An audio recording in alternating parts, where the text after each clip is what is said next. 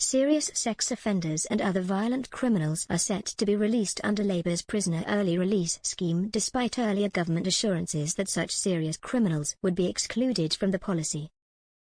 Known as the SDS-40 scheme, it is due to commence next week as part of Lord Chancellor Shabana Mahmood's proposals to crack down on prison overcrowding.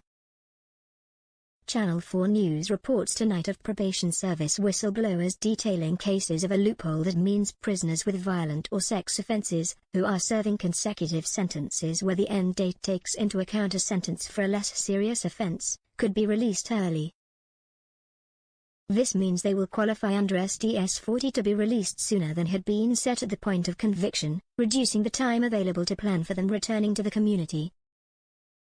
Sources have come forward with serious concerns over public protection, citing the loophole in the policy, as one representative from NAPO, the trade union for probation staff, characterises the proposals as a roll of the dice.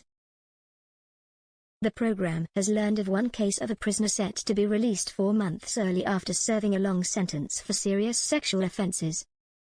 He qualifies for SDS-40 because he has now served the duration of the sentences imposed for the sexual offences and has a shorter consecutive sentence for a less serious offence which the prison has identified under SDS-40. This means he can leave prison within weeks, sources told Channel 4. His victims had expected he would remain in prison until next year. Speaking anonymously, one whistleblower within the probation service said it is difficult to fast-track him to the required multi-agency monitoring schemes, NAPO Level 2, with a reduced time frame. The loss of 4 months release planning is of concern to the professionals associated with his case, they said. The source told Channel 4, "It's a definite loophole to me. It doesn't fit with justice. It certainly doesn't fit with victims' rights." This legislation, this statutory instrument, was drafted very quickly and it hasn't actually come into effect yet. It comes into effect on the 10th September. So, I think in the light of this, and there will be other cases, I think it should be looked at where there are multiple sentences. And especially where the longest sentence is a serious offense, like a sex offense. Why should someone benefit from a system when the general premise is that there are exemptions that include that very type of offending? NAPO told Channel 4 News of another frontline probation worker reporting similar concerns. They said, "I have a high-risk male convicted of stalking which would exclude him from the early release. However, as he has a driving offence he is now eligible for early release. This appears to make a mockery of what the government said but also of risk issues."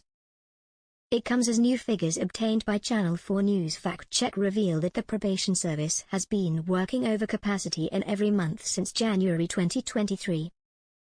The data, which covers the period up to June 2024 and was obtained via a Freedom of Information request, shows that the average probation officer has the equivalent of 6 days' work to complete in a 5-day working week. A Ministry of Justice spokesperson told Channel 4, the new government inherited a justice system in crisis, with prisons on the point of collapse. It has been forced to introduce an early release program to stop a crisis that would have overwhelmed the criminal justice system, meaning we would no longer be able to lock up dangerous criminals and protect the public. The new Lord Chancellor Shabana Mahmood announced in July that she was scrapping the previous government's early release scheme, replacing it with a system which gives probation staff more time to prepare for a prisoner's release. The government has also set out plans to recruit over 1,000 new trainee probation officers by March 2025 to meet additional demand.